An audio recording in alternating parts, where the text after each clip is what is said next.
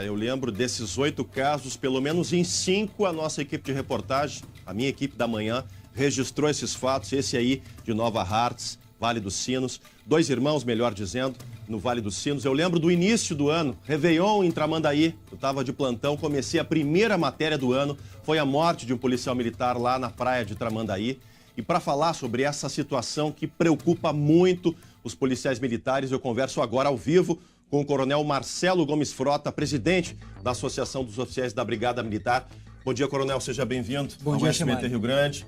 Coronel, sobre essa situação, que análise se pode fazer em cima dos dados das estatísticas? O ano passado foram 14, produção me corrija se eu estiver errado, e agora até esse momento 8 PMs perderam a vida, alguns da reserva, alguns na ativa. O que explica isso, coronel? Olha, na verdade, o que nós temos é que é uma bestialidade, né?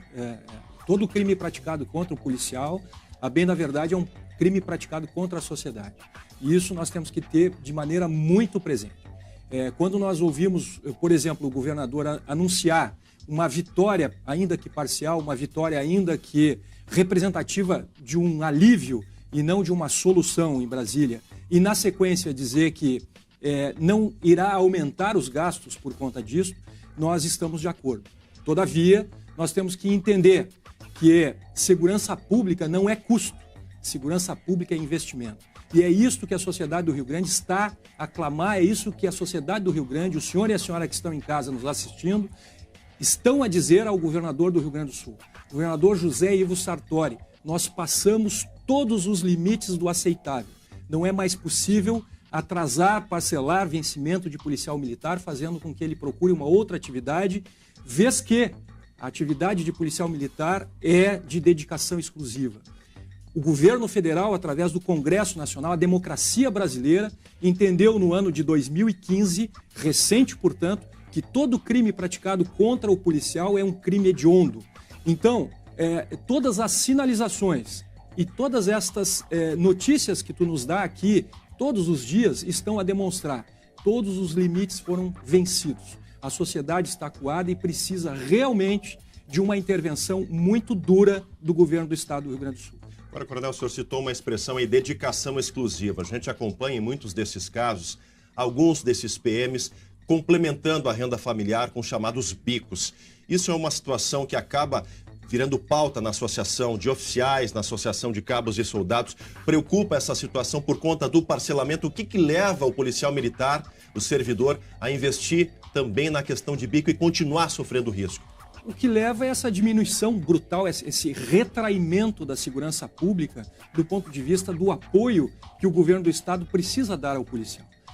É a inclusão de novos efetivos, é o pagamento de horas extras. Então, toda aquela atividade que o PM praticava em quartel, no sentido das escalas de serviço à disposição da sociedade na rua, não mais ele tem a ocasião de fazer.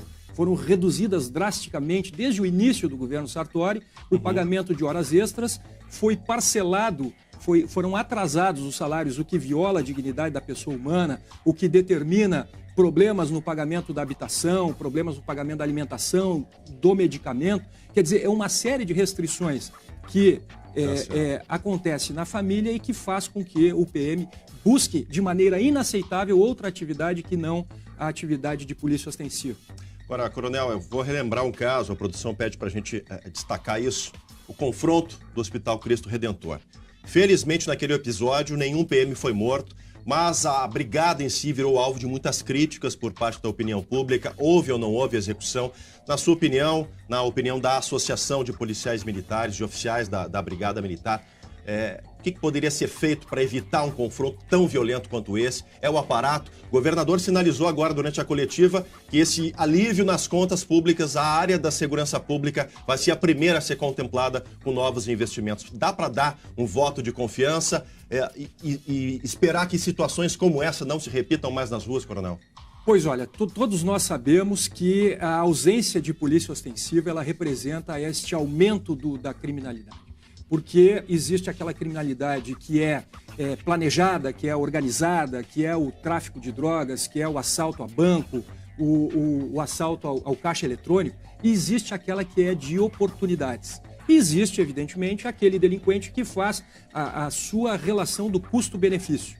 É aquele sujeito que sabe que vai ser preso hoje, 6 meses depois, por um entendimento garantista, ele vai ser posto em liberdade numa progressão de regime que a sociedade não aceita. As distorções da lei de execuções penais, a LEP, né? Existe muita distorção. Na verdade, o juízo garantista é aquele que interpreta na frieza do texto legislativo a garantia dos direitos do preso e não a garantia dos direitos da sociedade, que me parece precisariam ser melhor atendidos.